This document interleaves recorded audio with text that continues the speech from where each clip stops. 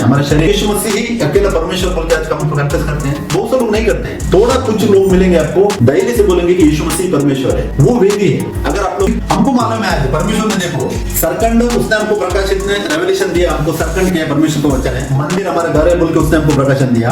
वेदी टेम्पल जो है वो एक बिल्डिंग है, चर्च वो एक बिल्डिंग है बोल के जो लोग बोलते हैं उनको बोल रहे हैं कि उनको बात छोड़ दो, उनको मेजरमेंट मत करो बोल के बोल रहे हैं, क्योंकि ऑलरेडी एक दिन को एक साल के हिसाब से गिन कर उनको उसका सजा देने के लिए परमेश्वर बोलता है उधर। वो कितना है 40 दिन लिया वो लोग घूमने के लिए, तो 40 दिन को आज का हम लोग ध्यान करेंगे। वचन पढ़िए आपको प्रकाशित वाक्य 11 का 5 और छठा वचन या 23-29 पढ़िए। यहोवा की ये भी वाणी है, क्या मेरा वचन आग सा नहीं है? फिर क्या मैं ऐसा थोड़ा नहीं जो पत्थर को फोड़? आमोस 8 का 11 पढ़िए।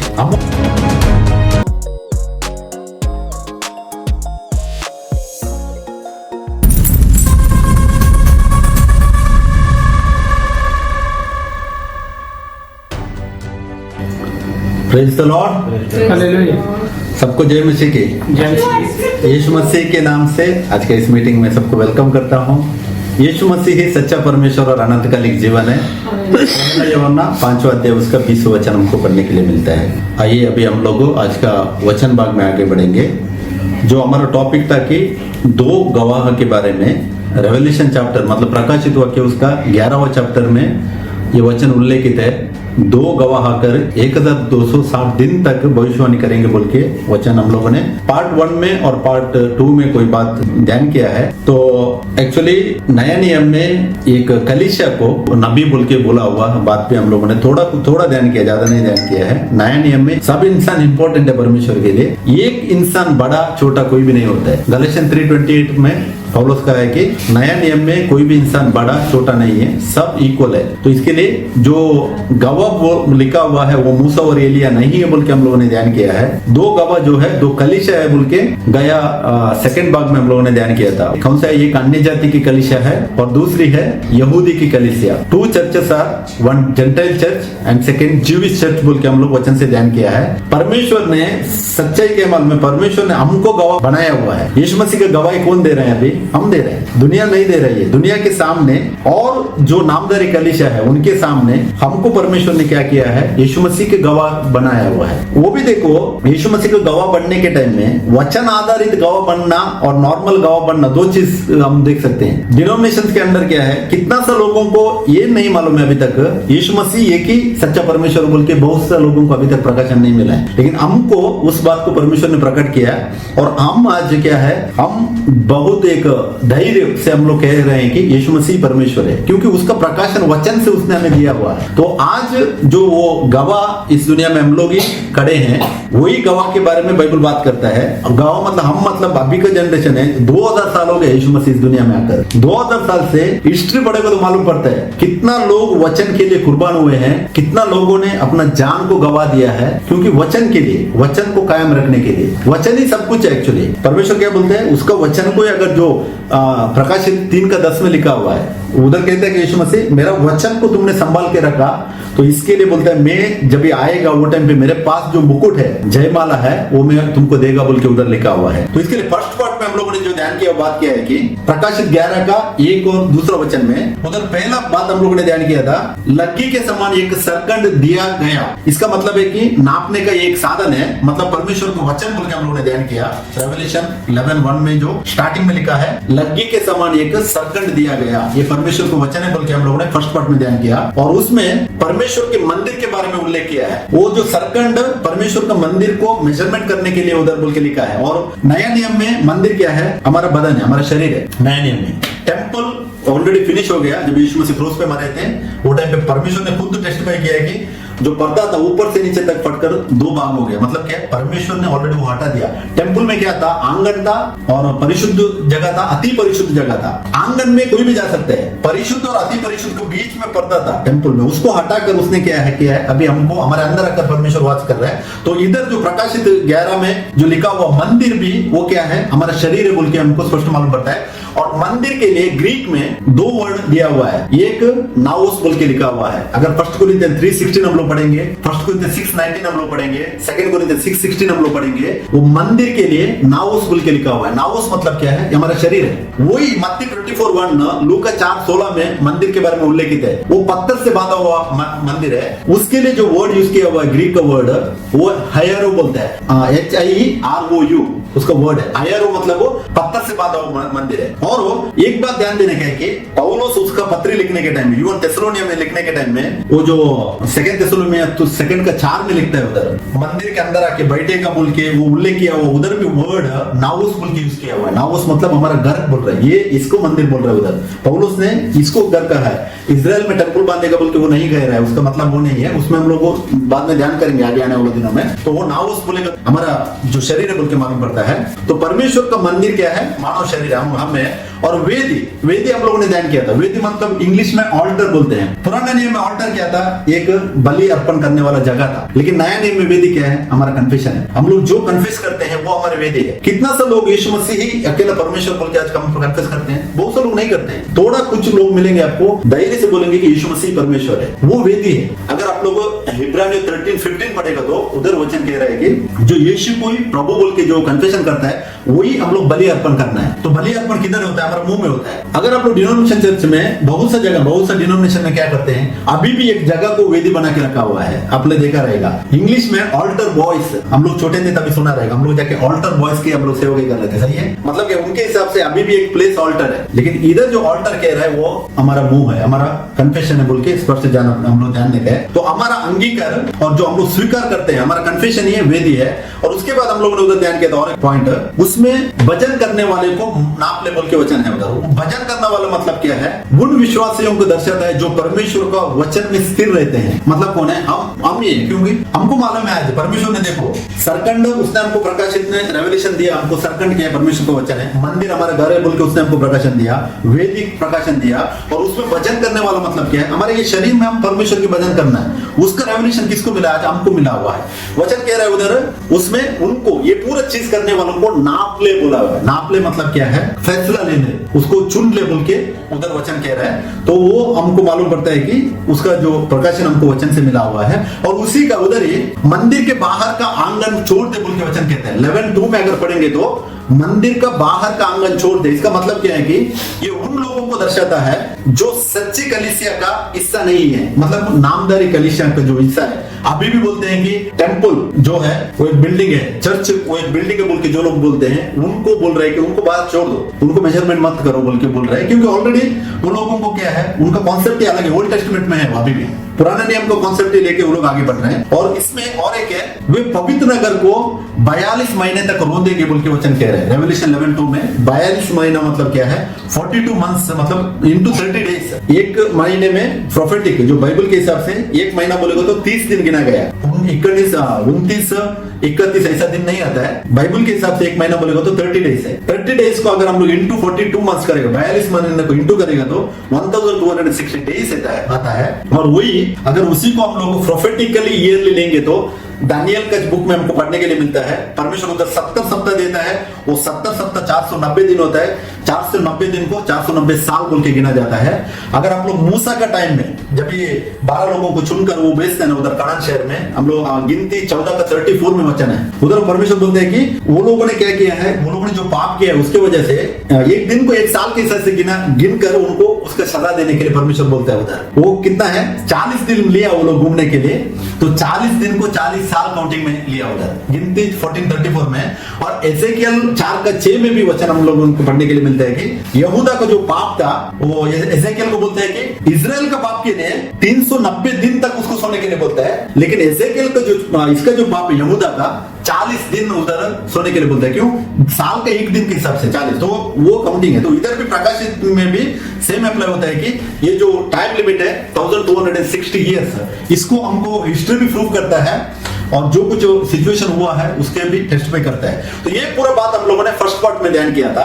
और सेकंड पार्ट में हम लोगों ने जो बात ध्यान किया है कि प्रकाशित वाक्य उसका 11 का 3 और 14 वचन, तीसरा और चौथा वचन ध्यान किया था। वो क्या है? 2 गवाहों के बारे में उधर कहता है। और वो दो गवाह, 2 कलीसिया बोल के हम लोगों ने ऑलरेडी देखा है, अन्य जातीय कलीसिया और यहूदी के कलीसिया के बारे में वचन बात करता है। और उधर वचन कहता है कि वो 2 गवाह टाट कांटे ओढ़े हुए हैं, मतलब वो दुख और शोक के साथ, एफ्लिक्शन एंड मॉर्निंग बोलते हैं इंग्लिश में, दुख और शोक के साथ किसके सामने गवाह बने थे वो लोग, जो झूठी कलीसिया है, मतलब वो रोमन का जो कल्चर आया था। अभी देखो पेत्रुस, जब ये पवित्र आत्मा पेत्रुस के ऊपर आता है तो पेत्रुस पहले क्या करता है, खड़ा होकर बोलते हैं कि तुम लोग अपना पाप की क्षमा के लिए और अनंत त्रिकालीन जीवन के लिए अपने आप को पश्चाताप करो और क्या करो, यीशु मसीह को अपनाओ बोल के बोलते हैं। सही है, अब प्रेरितों का काम 238 में हमको पढ़ने के लिए मिलता है वचन। लेकिन ये जो गवाह इधर क्यों बोला हुआ है, अब AD 312 में जब ये कॉन्स्टेंटाइन ने कब्जा किया था रोमन्स को, मतलब रोमन का लास्ट सीजन डिफीट होता है, वो टाइम पे वो क्या करता है, मतलब में एक रात के अंदर वो अनाउंस करता है कि सब लोगों ने क्रिश्चियनिटी अपनाना चाहिए, सब लोग यीशु मसीह का पीछे होना रहना चाहिए। मतलब क्या, लोगों ने अपना मर्जी से यीशु मसीह का पीछे उधर नहीं किया है, इसका शासन निकला है, इसने ऑलरेडी बोला है कि तुम लोग ऐसा करना चाहिए। तो वो लोग क्या करते हैं, वो लोग क्रिश्चियनिटी तो अपनाते हैं लेकिन अपना जो मुहूर्त था, अपना जो चीज था उसको नहीं छोड़ते हैं। वो लोग सबके साथ ये भी एक अंदर लेते हैं, मतलब ऑलरेडी उनके पास दुनिया के ऑलरेडी जो उन्होंने किया वो भगवान है, उनमें से यीशु मसीह को भी वो लोग एक अंदर लेते हैं। तो इसके लिए क्या हो जाता है, वही रोमन कैथोलिक होकर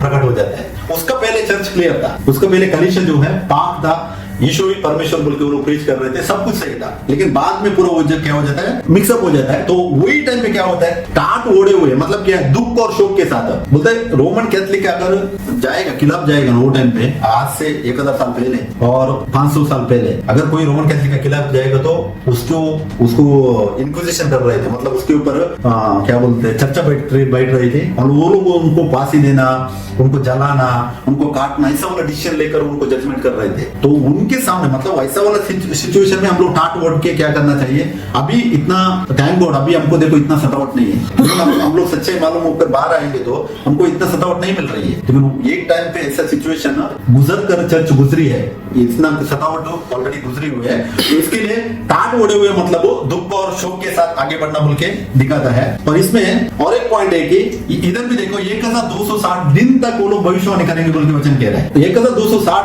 दिन है ना, वो सेम आता है जो उधर हम लोगों ने पढ़ा था 11:2 में, जो वचन कहते हैं 42 महीना ही 1260 दिन है, मतलब उधर 42 महीने तक की प्रोसिक्यूशन चलता है। और इधर भी ये लोग क्या करना चाहिए, 1260 दिन तक ही वो लोगों ने टेस्टिफाई करने का यीशु मसीह को, वो सेम टाइम लिमिट है दोनों जगह में भी।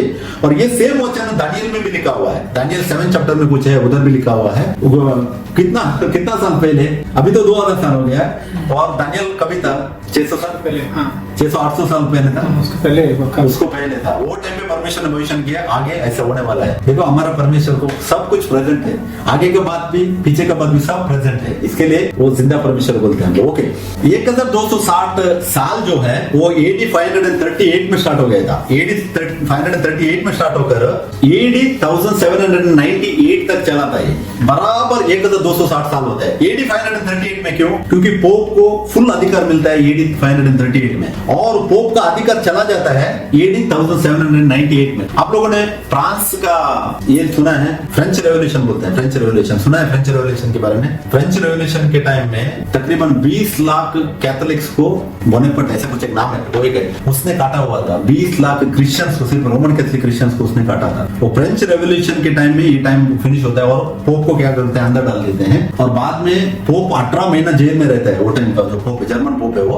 और उधर ही जेल में मर जाता है, मतलब उसका अधिकार उधर से खत्म हो जाता है। उसके बारे में हिस्ट्री स्टडी पढ़कर तो मिलेगा। ओके, तो वो टाइम उधर तक है। उसके बाद भविष्यवाणी करना, अभी 2 गवाह भविष्यवाणी करना, मतलब वो चर्च के अंदर भविष्यवाणी करना और बाहर गवाह बढ़ना, दोनों अलग अलग बातें। अभी गवाह इधर जो रेवोल्यूशन में भविष्यवाणी करना मतलब क्या है, सुसमाचार प्रकट करना, दुनिया के जो लोग है ना उनको सुसमाचार प्रकट करना, उसी को भविष्यवाणी करना बोल के उल्लेखित किया हुआ है। परमेश्वर के सत्य की गवाही देना है, वो टाइम लिमिट था 1460 ईयर्स, क्योंकि पोप का अधिकार था। 538 में पोप का अधिकार मिलता है, 1798 में उसका अधिकार चला जाता है। किधर, कैसा, कौन सा अधिकार, अभी भी रोमन कैथोलिक के अंदर उसका अधिकार है, लेकिन बाहर का जो लोग बाहर जा रहे थे, यीशु मसीह को गवाह बन रहे थे, उनको जो मार रहा था वो पूरा फिनिश होता है। अभी सिर्फ वो एक रोमन कैथोलिक डिनोमिनेशन है, उसके अंदर ही उसका अधिकार है, वो चल रहा है। लेकिन लोगों का बाहर तो कोई लोगों को टच नहीं कर रहा है, किसी के ऊपर अधिकार नहीं चला सकता, उसको दर्शाता है। और वो उधर हम लोगों ने और एक बात ध्यान किया था कि उसने 2 गवाह जो है वो जैतून के 2 पेड़ थे और 2 दीवट हैं बोल के हम लोग ध्यान किया था। जैतून को पेड़ मतलब क्या है, अभिषिक्त लोगों को दर्शाता है। मतलब वो अभिषिक्त लोग कौन है, सब है, चर्च में जितने भी लोग हैं सब अभिषिक्त हैं। पर जब यीशु मसीह को हम लोग अंगीकार करते हैं, एफेसियंस 1:13 में क्या बोलते हैं, पवित्र आत्मा की मोहर हमारे ऊपर लगती है, वही अभिषेक है, अभिषिक्त लोगों को दर्शाता है। और 2 दीवट हम लोगों ने ध्यान किया था कि वो क्या है, ज्योति, प्रकाश को दर्शाता है। मैथ्यू 5:14 में वचन कह रहा है कि तुम जगत की ज्योति हो। तुम मतलब वो एक इंसान नहीं है, हम सब है, चर्च जितने भी यीशु मसीह के बीच में लेते हैं, हम सब वो जगत की ज्योति हैं। और उधर लिखा हुआ हम लोगों ने ध्यान किया, जो नगर पहाड़ पर बसा हुआ वो छिप नहीं सकता है। नगर बोलेगा तो एक इंसान से नहीं बनता है, हम लोगों ने ध्यान किया, नगर बोलेगा तो ग्रुप ऑफ पीपल है। तो एक चर्च को बोला है उधर क्या है, तुम जगत की ज्योति हो, मतलब हम सब जगत की ज्योति हैं। तो इसके लिए 2 गवाह, जो 2 जैतून का पेड़ मतलब 2 अभिषिक्त है, और 2 दीवट मतलब क्या है, हम सब कलीसिया, उसमें ज्यूइश चर्च और जेंटाइल चर्च मतलब अन्य जाति कलीसिया आती है बोल के ध्यान किया। ओके, अभी थर्ड पार्ट में आज का हम लोग ध्यान करेंगे। वचन पढ़िए आपको, प्रकाशित वाक्य 11 का 5 और 6 वचन पढ़िए। और यदि कोई उनको हानि पहुंचाना चाहता है तो उनके मुंह से आग निकलकर उनके बहरियों को भस्म करती है, और यदि कोई को हानि पहुंचाना चाहेगा तो अवश्य इसी रीति से मार डाला जाएगा। इन्हें अधिकार है कि आकाश को बंद करें और उनकी भविष्यवाणी के दिनों में मेघ न बरसे, और उन्हें सब पानी पर अधिकार है कि उसे लहू बनाए, और जब जब चाहे तब तब पृथ्वी पर हर प्रकार की विपत्ति लाए। आमीन। 11 का 5 में हम लोगों ने क्या पढ़ा, यदि कोई उनको हानि पहुंचाना चाहता है तो उनके मुंह से आग निकलकर उनके बेरियों को भस्म करती है। अभी ये एक्चुअली फिजिकल हम लोग ले सकते हैं इसको वचन को, अभी उनका मुंह से आग निकलता हुआ हम ले सकते हैं। आग निकलने का मतलब कि जो वो बोलेंगे ना उनके लिए ऐसा हो जाएगा। हाँ, बोलेंगे तो ऐसा हो जाएगा। सही है। ये कौन कर रहा है अभी, हम कर रहे हैं ना, चर्च है ना, चर्च को भी अधिकार दिया ना परमेश्वर ने। लेकिन हम लोगों को तो प्रभु ने बोला अपने वैल्यू से आप मोहब्बत करो, उनको कड़वा बात मत करो। हाँ, कड़वा बात मतलब अभी देखो हमारे अंदर अभी अधिकार परमेश्वर ने दिया हुआ है, हम जानबूझकर उनको इस्तेमाल नहीं करेंगे। इसका वचन हम लोग मांगते हैं, आगे वचन पढ़िए, यिर्मयाह 23:29 पढ़िए। यहोवा की ये भी वाणी है, क्या मेरा वचन आग सा नहीं है, फिर क्या मैं ऐसा थोड़ा नहीं जो पत्थर को फोड़ डाले। आमीन। मेरा वचन क्या है, आग सा नहीं है बोल के परमेश्वर क्वेश्चन में, मतलब वचन ही आग का आपको कंपेयर किया हुआ है। अभी आग निकल कर भस्म करे बोलेगा तो लाइक हम लोग हमारे वो कोला देते हैं, कोला वो लोग क्या करते हैं मालूम है, मुंह में पेट्रोल डालते हैं और बत्ती ऐसा लेते हैं और उसको फूंकते हैं तो आग निकलता है। वो शैतान का काम है, उसको नहीं बोल रहे। इधर क्या बोल रहे, वचन को आग को कंपेयर किया हुआ है। तो क्या है, वचन आग के जैसा क्या हो जाएगा, आग के जैसा रह जाएगा। अभी देखो कभी कभी बहुत बार क्या हो जाते हैं, यीशु मसीह बोला है हमको, अगर कोई सतावट करेगा तो आप लोग सही कर रहे हो, लेकिन उसको जजमेंट करने वाले कौन है, परमेश्वर ही है। अगर कुछ बोलेगा तो वो बात होती भी है ना, आग के जैसा काम हमारा मुंह से वचन ही कर रहा है। उसी के 5:14 पढ़ो, यिर्मयाह 5:14 भी पढ़िए। इस कारण सेना का यहोवा परमेश्वर यूं कहता है, ये लोग जो ऐसा कहते हैं, इसलिए देख मैं अपना वचन तेरे मुंह में आग और इस प्रजा को काठ बनाऊंगा कि वह उनको भस्म करेगी। ऑलरेडी इधर का ये किसके बारे में कह रहे हैं, हमारे लिए कह रहे हैं ना, वचन इधर क्या कह रहे हैं, इस कारण सेनाओं का परमेश्वर यहोवा यूं कहता है, ये लोग जो ऐसा कहते हैं, इसलिए देख मैं अपना वचन तेरे मुंह में आग, वचन ही हमारा मुंह में आग के जैसा परमेश्वर ने दिया हुआ है। ये एक्चुअली वो टाइम तो नहीं है जो लोग अभी इसको लिया है, मूसा और एलिया उनके लिए बोल के नहीं लेके आए, ये चर्च के लिए, चर्च है। वचन हमारे अंदर ही है ना, अभी काम करेगा, हमारे अंदर ही काम करता है, हम ही गवाह है। और इस प्रजा को काट, देखो उधर काट किसको बोला हुआ है, प्रजा को लकड़ी बोला हुआ है। सही है, आग वचन है, प्रजा को लकड़ी बोला हुआ है, यिर्मयाह के इधर है, बनाऊंगा और वह उन्हें भस्म करेगी। ये सेम वचन हम लोग रेवलेशन में पढ़ा। कौन भस्म कर रहा है अभी, उनका अधिकार। भस्म करना मतलब फिजिकल मारना नहीं है। अभी फॉर एग्जाम्पल शैतान का जो काम कर रहा है, बुरी चीज चल रहा है, हम उसको कंडम करना, हम उसको रोकना, बोलना देखो ये सही नहीं है, वचन ये कह रहे हैं तुम जो कर रहे हैं सही नहीं है, इसको हम लोग गवाह बनना है, इसी को बताना है, वही भस्म करना है, वो चीज को भस्म करना। अगर उसके अंदर पवित्र आत्मा या परमेश्वर का आत्मा है तो वो वचन को एक्सेप्ट करेगा, वो मुंह मोड़ लेगा। हम लोगों ने कैसा हमारा जिंदगी परिवर्तन किया, वचन हमको आग के जैसा हमको आया, हमारे अंदर की चीज को भस्म किया और हम लोगों ने परमेश्वर को अपने आप को समर्पित किया ना, वही हमको बदला है ना। अभी सेम रोमन कैथोलिक लोगों को हम लोग बहुत लोगों को वचन देते हैं, वो लोग एक्सेप्ट नहीं करते, वचन उनके पास मिल रहा है, वचन को वो लोग कॉम्प्रोमाइज करते हैं, वो लोग बोलते हैं नहीं है ये अभी, ये लोग नया नया अभी आए हैं, हम ऑलरेडी पुराने हैं बोल के वो लोग वचन को इनकार किया है। वचन को इनकार करेगा, वचन काम नहीं करेगा, वचन को लेगा तो वचन हमारे जिंदगी में काम करेगा। तो वही चीज एक्चुअली फिजिकल भस्म करने के लिए नहीं बोल रहे हैं, स्पिरिचुअल बात को परमेश्वर बता रहे हैं। वही प्रकाशित वाक्य में हमको पढ़ने के लिए मिलता है। उसी का मंत्र यिर्मयाह 1:10 वचन पढ़ो। सुन, मैंने आज के दिन तुझे जातियों और राज्यों पर अधिकारी ठहराया है, उन्हें गिराने और ढा देने के लिए, नाश करने और काट डालने के लिए, या उन्हें बनाने और रोकने के लिए। कितना चीज लिखी हुई है, ये किसके लिए लिखा है? चलिए किसने कहा है? परमेश्वर ने कहा है। किसको कहा था? एरेमिया कौन है? प्रॉफिट है, सही है। वो टाइम पे एरेमिया प्रॉफिट को परमेश्वर बोल रहे हैं कि किसके लिए उसको चुना था? कि उन्हें गिराने और क्या करना चाहिए? ढा देने मतलब वो कन्नड़ में ऐसा लिखा है, कित्तो अकोदो केड़ोदो, वो चीज करने के लिए, मतलब कि बुरी चीज को निकाल कर अच्छी चीज को, उधर लास्ट में देखो लिखा है, उन्हें बनाने और रोकने के लिए, मतलब शेप देने के लिए। सही, ये कौन कर रहा है? अभी चर्च कर रहा है। चर्च को दिया हुआ परमेश्वर ने अधिकार, नया नियम। अभी प्रॉफिट कौन है? नया नियम में प्रॉफिट एक इंसान प्रॉफिट नहीं है, चर्च प्रॉफिट है। परमेश्वर को रिप्रेजेंट करने वाला कौन है? चर्च है। एक इंसान से नहीं होएगा। अभी फॉर एग्जाम्पल हम लोग बहुत से लोग, एक चर्च कैसे ग्रो होता है? अभी एक इंसान को सुसमाचार देगा, कभी भी बोल नहीं सकते हम। किसी से बात करने के टाइम में हमसे मुंह से एक वचन निकलता है, उसको सुसमाचार हो जाता है, उसका जिंदगी बदलता है। तो कलीसिया में एक इंसान प्रॉफिट नहीं है। अगर कलीसिया दो चीज का प्रोफेसी है, वो ध्यान देने का। कलीसिया की बढ़ोतरी के लिए एक प्रोफेसी है बाइबल में, मालूम है? आप मंगता पढ़ो, 1 Corinthians 14:12 पढ़ो। वो कलीसिया की बढ़ोतरी करना प्रोफेसी वो अलग है, वो कलीसिया के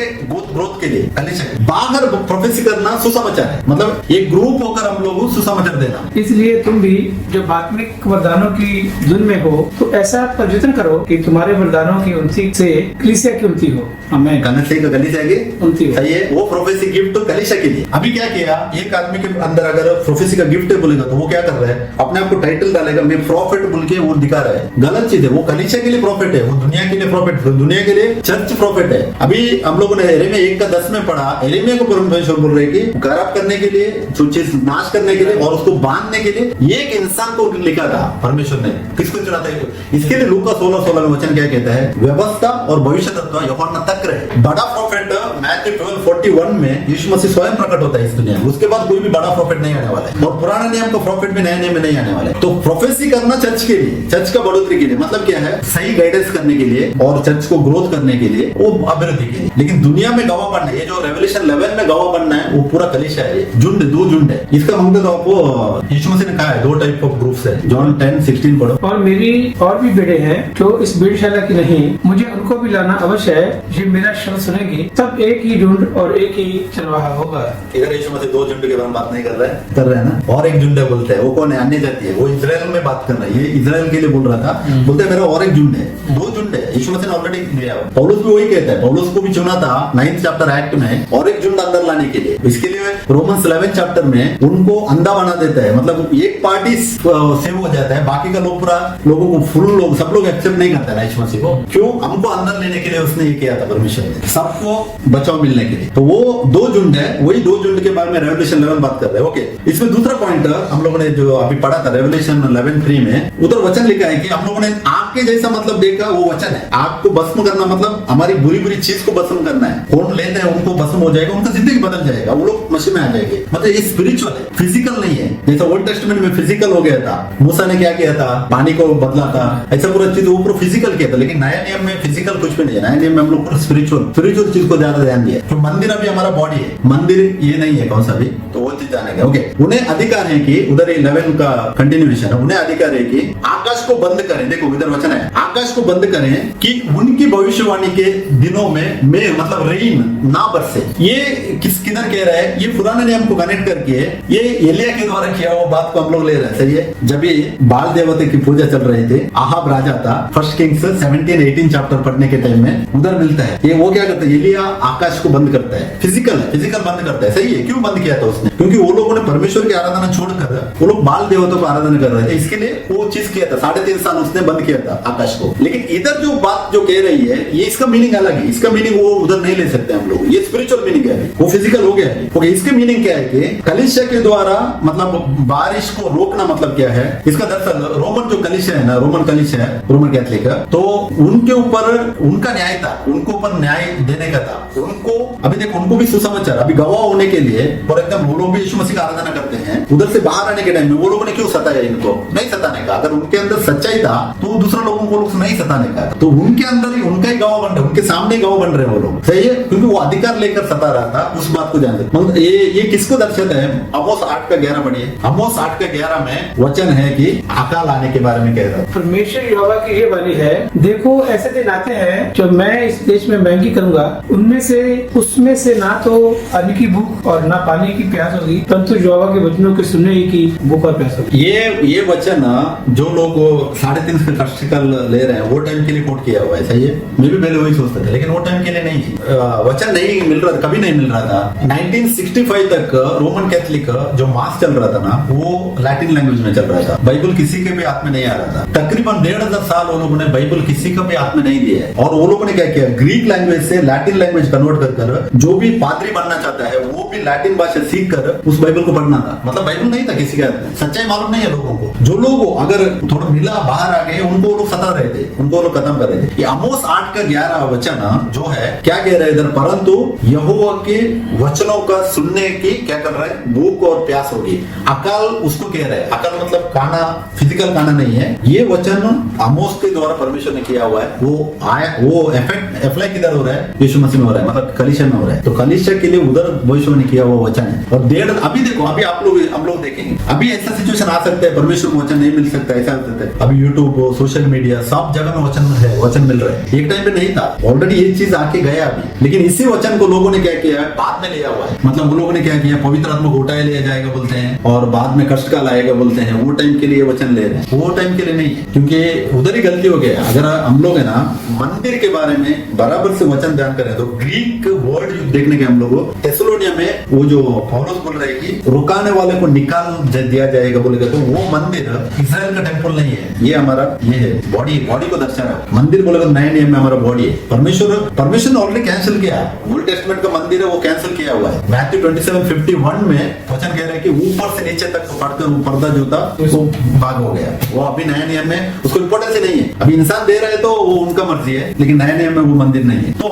इसका ये जो आमोस 8:11 का अर्थ वही है कि अकाल आएगा। कौन सा वचन का अकाल, ऑलरेडी वो आके हो गया, वो सिचुएशन आके गया। अभी सबको बाइबल मिला हुआ है, सबके हाथ में बाइबल है। सच्चाई और ज्यादा प्रचार हो रही है। अभी लोग सच्चाई को जानकर बाहर आ रहे हैं, लोगों को मिल रहे हैं। अभी छुपा नहीं सकते वचन को, अभी वचन खुल्लम सबको ओपन है। तो उसमें तीसरा पॉइंट जो हम लोगों ने प्रकाशित में पढ़ा था, उन्हें सब पानी पर अधिकार है कि उसे लघु बनाए, मतलब power over waters to turn them to blood. हम लोगों ने पहले देखा एलिया का टाइम का जो एग्जाम्पल हम लोगों ने देखा, सही है। कौन सा वाला था, आकाश को बंद करें मेघ नहीं बरसे, मतलब बारिश नहीं आने देने का। ओल्ड टेस्टमेंट में एलिया ने किया था 3.5 साल। वो दर्शाता है क्या है कि अधिकार को दर्शाता है। इधर भी देखिए उन्हें ये मूसा के बारे में दर्शाता है। अपने भी उसी किसी को आप लेता है ना, लेकिन ध्यान देने का है प्रकाशित 11:3 में 2 गवाहों के बारे में जब वचन बात करने के टाइम में, वो दोनों गवाह, दोनों जैतून का पेड़ है, दोनों दीवट है। अगर एक जैतून का पेड़ एक दीवट होता था, आप लोग जो बोलते हैं वो सही है। दोनों जैतून का पेड़ है,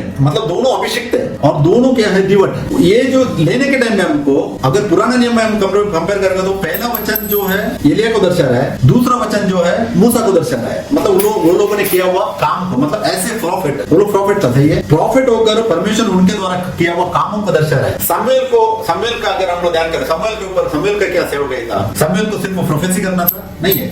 सामुएल राजाओं को अभिषेक कर रहा था। सामुएल, अगर साउल ने गलती किया, प्रॉफिट था ना सामुएल, साउल ने गलती किया तो क्या करते हैं, उसको खंडन करते हैं, बोलते हैं तुमको गलती किया है तो तुमको परमेश्वर ने तुच्छ जाना है, निकाला हुआ है। और लोग उनके पास न्याय के लिए जाते थे, उनको न्याय करना था। तो एक प्रॉफिट का बहुत सा काम है। अभी भी नया नियम में चर्च के अंदर बहुत सा काम है, एक काम नहीं है, एक इंसान नहीं कर सकता है, सब लोग मिलकर करना बोल के इसका अर्थ है। तो इधर भी उन्हें सब पानी पर अधिकार है कि उसे लहू बना है। ये वो पानी, मतलब इधर जो उल्लेख किया वर्ड है ना, ये पानी क्या है, रेवल्यूशन में आपने ध्यान किया है। पानी बोलेगा तो एक्चुअल पानी नहीं है। पानी किसको कहा गया मालूम है? हाँ सही है, वही पानी है। ये मंत्र पढ़िए रेवल्यूशन, प्रकाशित वाक्य उसका 17 का 1 और 15 पढ़िए। और जिन 7 स्वर्गदूतों के पास वह 7 कटोरे थे, उनमें से एक ने आकर मुझसे ये कहा कि इधर आ, मैं तुझे उस बड़ी वेश्या का दंड दिखाऊं जो बहुत से पानियों पर बैठी है। ये किसके बारे में बात कर रहे हैं? Roman Catholic. हाँ, रोमन कैथोलिक चर्च बहुत सा पानी के ऊपर बैठा है। मतलब ये पानी क्या है? बहुत सी जातियां, जाति है, लोग है, लोग है, हाँ, लोग के ऊपर वो उसको क्या कहा है वचन में, वेश्या कहा हुआ है, प्रोस्टिट्यूट कहा हुआ है, सही है। तो उसको इधर कहता है कि वो पानी बोलेगा तो इधर का जो मीनिंग है वो मूसा ने जो यूज किया था वो पानी नहीं है, इधर पानी बोलेगा तो लोग है, मतलब रोमन कैथोलिक लोगों के ऊपर बैठे है ना वो उसके बारे में नेक्स्ट है। ओके, उसी का 17 का 15 पढ़िए। फिर उसने मुझसे कहा कि जो पानी तूने देखे जिन पर वेश्या बैठी है वह लोग और भीड़ और जातियां और भाषा है। इधर क्लियर लिखा है ना, हाँ। जो पानी तूने देखे, मतलब यूहन्ना को बोल रहे कि जो पानी तुम देख रहे हो वो क्या है, जिन पर वेश्या बैठी है। देखो वेश्या कौन है, रोमन कैथोलिक। उनको बोलेगा तो हम लोग नहीं मानेंगे, लेकिन है क्लियर, वो सच्चाई है। ओके, जो वेश्या उसमें बैठी है वे क्या है, लोग हैं, भीड़ है, जातियां हैं और भाषा है। मतलब क्या है, एक समूह, ग्रुप ऑफ पीपल है। तो उन्हीं को बोल रहे हैं। अभी जो वचन क्या बोल रहे हैं, पानी पर अधिकार है कि उसे लहू बनाए, मतलब लोगों को जब भी काटते हैं मार देते हैं ना, वो क्या हो जाता है, लहू बन जाता है। पानी को लहू बनाना बोलेगा तो अभी वो टाइम में मूसा के लिए लेते हैं वचन, मूसा ने ऐसा किया बोल के लोग लेते हैं, वो फिजिकल था, अभी वो फिजिकल है, अभी ये स्पिरिचुअल बात है। अभी क्या है, परमेश्वर को जो अविधेय हो गए, मतलब जो लोग मानते नहीं है उनके ऊपर ये परमेश्वर का जजमेंट है। ये एक्चुअली कभी हुआ बात है, इसको भी जानने का है। अभी ये रेवलेशन में 3 टाइप के ये है, एक उसके बाद 7 ट्रम्पेट है, उसके बाद 7 वाइल्स बोलते हैं इंग्लिश में, मतलब कटोरा। ये फर्स्ट एंड सेकंड कटोरा के टाइम में वो बात है। ये क्या है, फ्रेंच रेवोल्यूशन 1789 से, मतलब 1789 से 1805 का टाइम में ये हुआ बात को इधर दर्शा रहा है, मतलब वही टाइम लिमिट है उसको। तो एक्चुअली मूसा को पुराना नियम में मूसा ने किया हुआ है, वही प्रॉफिट ने किया है, सही है। एलिया भी प्रॉफिट है, मूसा भी प्रॉफिट है, सामुएल भी प्रॉफिट है। लेकिन नया नियम में हम चर्च ऐसे ग्रुप ऑफ पीपल, हम चर्च ऐसे प्रॉफिट है, तो ये परमेश्वर हमारे द्वारा करवाना चाहते हैं, ये कर रहा है परमेश्वर ऑलरेडी।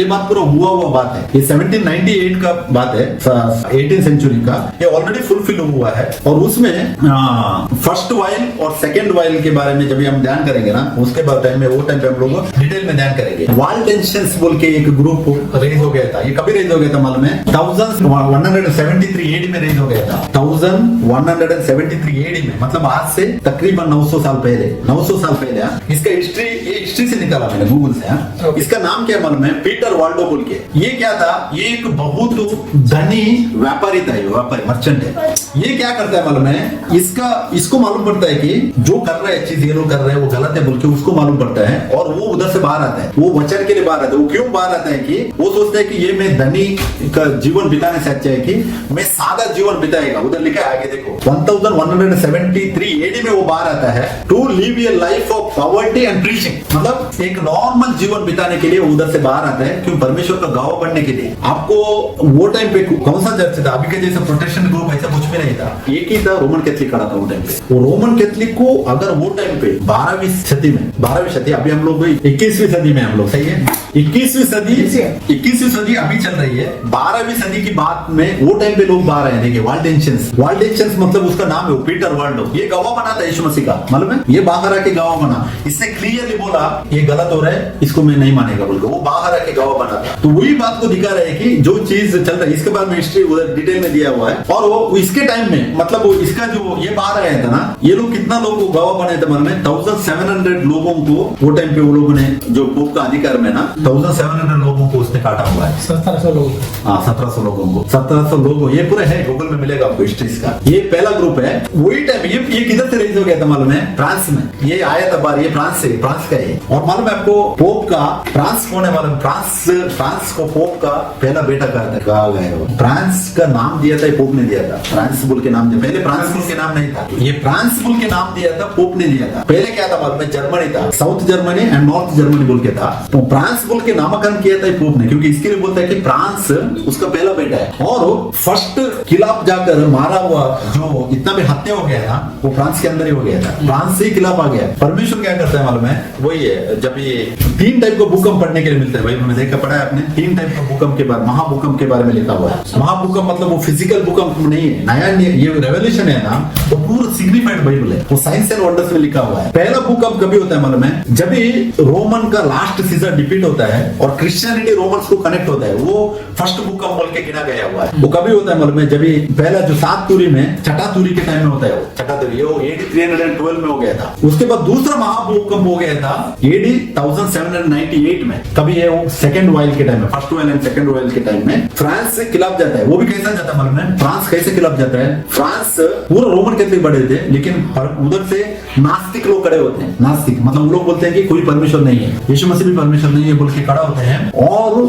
जितने भी राजा थे, इंग्लैंड के एक राजा को छोड़कर बाकी जितना भी राजा थे ना, सबको खत्म कर देते हैं। वो टाइम पे बहुत बड़ा ये हो गया था, क्या वही पानी के ऊपर बैठा हुआ स्त्री लहू बनी थी ना, वो टाइम पे हो गया था। इतना लोगों को काटा हुआ है, इतने लोग मारे। लेकिन ये वाल्टियंस जो बाहर आ गए थे, रोमन कैथोलिक लोगों ने 1700 वाल्टियंस को 15th सेंचुरी में मारा हुआ हिस्ट्री मिलता है। और उसके बाद नेक्स्ट और एक ग्रुप बाहर आ गया था, ये अल्बिगेंसेंस, वाल्डेंशियंस एंड अल्बिगेंसेंस बोल के ये लोग बाहर आ गए थे भी सेम टाइम में 11th to 13th सेंचुरी में, 13वीं सदी में ये लोग भी बाहर आ गए थे। और ये लोग, ये अल्बी मतलब क्या है, ये भी फ्रांस का एक जगह का नाम है, फ्रांस में एक विलेज का नाम है अल्बी। उधर रेड हो गए थे, वो लोगों ने खंडन किया था, ये जो पोप कर रहा था ना उसको खंडन किया था, वो लोगों ने उधर किया। तो उधर से वो ग्रुप भी रेड होता है। लेकिन मालूम है इसमें कितना लोग मरते हैं, हिस्ट्री हमको पढ़ने के लिए मिलता है 2 लाख से 1 मिलियन लोग तक एक ग्रुप से लोगों ने कुर्बानी दी हुई है वचन के लिए। 2 लाख लोगों को से पकड़कर 1 मिलियन लोगों तक यीशु मसीह का गवाह बने ये ग्रुप। और किसके सामने एक कभी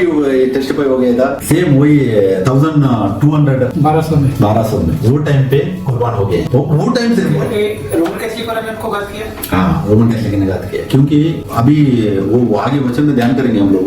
उधर एक वचन है ना, वो मोर नहीं लगाएगा तो आपको खाना नहीं मिलेगा, ऐसा वो लोग वही करेंगे। ये कौन किया था हमारे वो पूरा बात हो गया, रोमन कैथोलिक पोप ने किया है ऑलरेडी, वो फिनिश्ड है वो बात पूरा, क्योंकि उसको पूरा अधिकार था ना, वो राजा को अपॉइंट कर रहा था, वो पूरा का यूरोप को कंट्रोल कर रहा था, यूरोप का कंट्रोल उसके हाथ में था। तो ये पूरा बात इधर भी देखो 1 मिलियन लोगों तक ऑलरेडी कुर्बान हुए हैं। तो 2 ग्रुप ऑलरेडी क्या है, वो टाइम पे 12th सेंचुरी में रेज हो गए, बात है 12th सेंचुरी में। उसके बाद मार्टिन लूथर रेज होता है 15th सेंचुरी में, सही है, 1514 में रेज होता है मार्टिन लूथर। 95 इंग्लिश में बोलते हैं थीसिस, मतलब गलत बात को वो किला जड़कर रखता है, देखो तुम लोग ये गलत कर रहे हैं। 95 बातों को पॉइंट आउट करके रखता है, ये गलत है, ये वचन में नहीं है, बाहर आता है। परमेश्वर उधर उसको रेज किया था।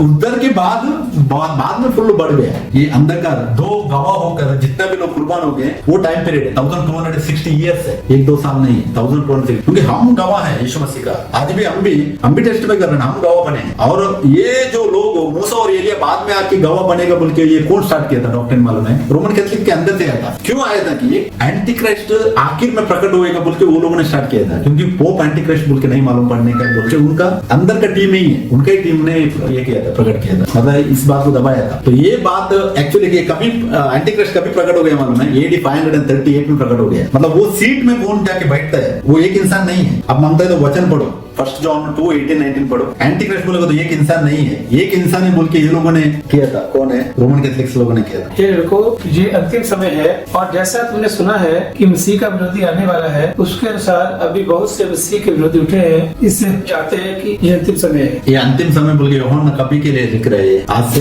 2000 साल पहले, सही है।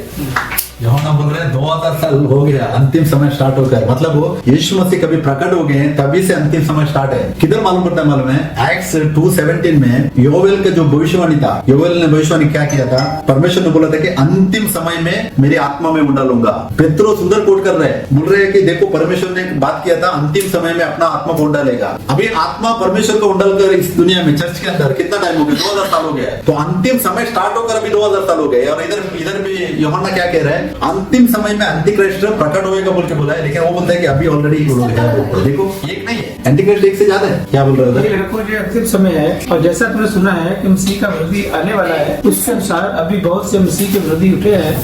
इससे हम जानते हैं कि ये अंतिम समय है। ऑलरेडी क्या बोलते हैं, 2000 साल पहले बोल रहे हैं कि बहुत सा मसीह विरोधी लोग ऑलरेडी उठे हुए हैं। हाँ, तो इसके लिए बदर ये एक इंसान आखिर में आएगा, बाद में आकर वो आकर क्या करेगा, वो सीट में यरूशलेम में टेंपल में बैठेगा बोल के जो बोलना हुआ वो पूरा रोमन कैथोलिक से आया हुआ है। और प्रोटेस्टेंट लोग सब लोग उसी को फॉलो कर रहे हैं, उसी डॉक्ट्रिन। एक्चुअली वो गलत है, क्योंकि देखो सिंपल सोचो, इजराइल का टेंपल परमेश्वर खुद कैंसिल करता है। मैथ्यू 23:37-38-39 में यीशु मसीह कहता है कि जब तक तुम मेरे नाम से मेरे को नहीं पुकारोगे मैं इधर नहीं आएगा, बोला हुआ है। मतलब क्या है, वो पता की बात कर रहा है। और क्रूस में जब मरने के टाइम में इतना बड़ा टेस्टिफाइड है, उतना बड़ा बुक ऑफ होता है और ये जो पत्थर क्या बोलते हैं उसको, बड़े बड़े पत्थर पूरा फोड़ जाते हैं और पर्दा जो है टेम्पल को ऊपर से नीचे तक फटकर दो भाग होता है। इतना बड़ा बड़ा काम परमेश्वर ने टेस्टिफाई करके दिखाया है कि उस मंदिर को उसने कैंसिल किया है। मैथ्यू 24:1 में यीशु मसीह ने स्वयं कहा है इधर पत्थर के ऊपर पत्थर नहीं रहेगा। AD 70 में वो पूरा डेमोलिश है, AD 70 में डेमोलिश है। AD 70 से 1948 तक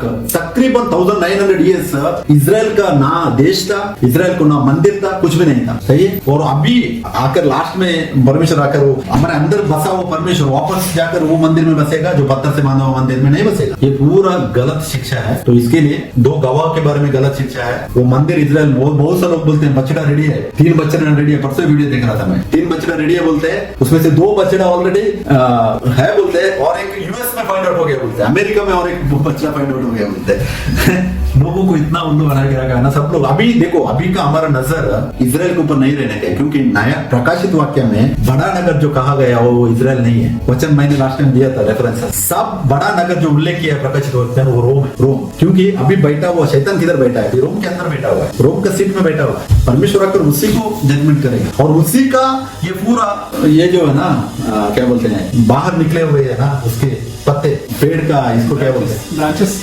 हाँ, ये पूरा बाहर निकले हुए ब्रांचेस भी उसी रोमन कैथोलिक का डॉक्ट्रिन को लेके जा रहे हैं। सिर्फ एक छोड़ा हुआ है मूरत एक छोड़कर बाकी का पूरा फुल टू फुल कॉपी है। पास्टर किसका कॉपी है? पादरी का कॉपी है। अभी रोमन कैथोलिक में पादरी बोल के कौन है? फादर बोल के वो टाइटल लिया, ये लोग क्या ले रहे हैं? पास्टर बोल के ले रहे हैं। प्रॉफिट अपने आप को कौन टाइटल ले रहा है? नहीं, मैं प्रॉफिट नहीं है, साफ कह रहा है, चर्च प्रॉफिट है। अभी एक इंसान मेरे पास प्रोफेसी गिफ्ट है, मैं प्रॉफिट हूँ बोल के वो अपने अभी पर सब पकड़ाना पंजाब में, वो एक्चुअली वो भी झूठा प्रॉफिट। हम लोगों ने ध्यान देना, प्रकाशित वाक्य 1920 में क्या कहता है? प्रॉफिट, झूठा प्रॉफिट को परमेश्वर शिक्षा देगा। झूठा प्रॉफिट कौन है? वो एक इंसान नहीं है, ग्रुप ऑफ ये है, बड़ा है। तो इसके लिए ध्यान देने का मैं एक्चुअली परमेश्वर को धन्यवाद करता हूँ। ये बहुत अच्छी सच्चाई वचन से उसने प्रकट किया है, इसके लिए मैं परमेश्वर को बहुत बहुत शुक्रगुजार हूँ। और आज का वचन यही था, हम लोगों ने ध्यान किया 11 का 3 and 4 हो गया था। 5-6 वचन आज हम लोग ध्यान किया। देखो, इसमें सिर्फ हम लोग को एक मैसेज में 2 ही वचन ध्यान करने, क्योंकि इसमें बहुत सा पॉइंट हमको ध्यान करने का है। आज हम लोगों ने ध्यान किया था 5 और 6 में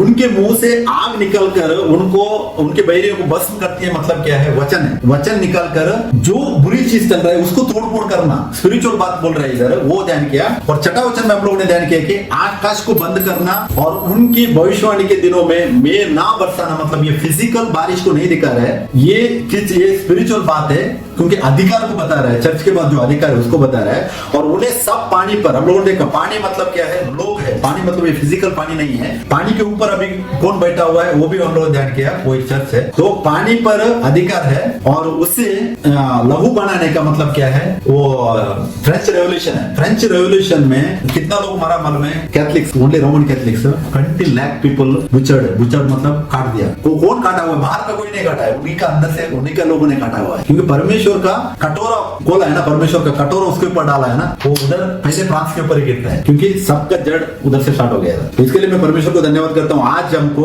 रेवोल्यूशन 11 का 5 और 6 वचन में कुछ बात ध्यान करने के लिए परमेश्वर ने कृपा किया, इसके लिए मैं उसको धन्यवाद करता हूँ। नेक्स्ट इसी का टोटल 12 वचन तक है। आगे और भी बात हम लोग इसमें ध्यान करेंगे। तो मैं इसका सारा महिमा सब कुछ मैं प्रभु यीशु मसीह को देता हूँ, क्योंकि वचन का गहराई तक लेके जाने वाला वही है, वचन को प्रकट करने वाला भी वही है। बहुत से लोग बोलते हैं कि कुछ बात हमको बाद में मालूम पड़ेगा बोलते हैं, लेकिन जॉन 16:13 यूहन्ना 16:13 पढ़ेगा तो वचन कहते हैं सच का आत्मा जब आएगा वो हर एक बात में तुमको सच की तरफ आगे बढ़ाएगा बोलते हैं। हर एक बात मतलब कोई थोड़ी भी छुपी नहीं रहेगी। लूक का मेरे को लगता है मार्क 14:4-22 में कुछ वचन है, बोलते हैं सब प्रकट होएगा। प्रकट नहीं होने वाली चीज कुछ भी नहीं है। परमेश्वर अपना लोगों को हर एक चीज प्रकट करेगा बोलते हैं वचन से। कौन है? किसको? जो लोग वचन में बने रहते हैं उनको। इसके लिए मैं परमेश्वर को धन्यवाद करता हूँ। परमेश्वर ने एक अच्छा टाइम दिया और वचन से ध्यान करने के लिए कृपा की, इसके लिए धन्यवाद करता हूँ। और इसमें सारा प्रशंसा, सारा महिमा प्रभु यीशु मसीह को ही देता हूँ। जय मसीह की। Thank you. आइए ब्रदर प्रेयर करें।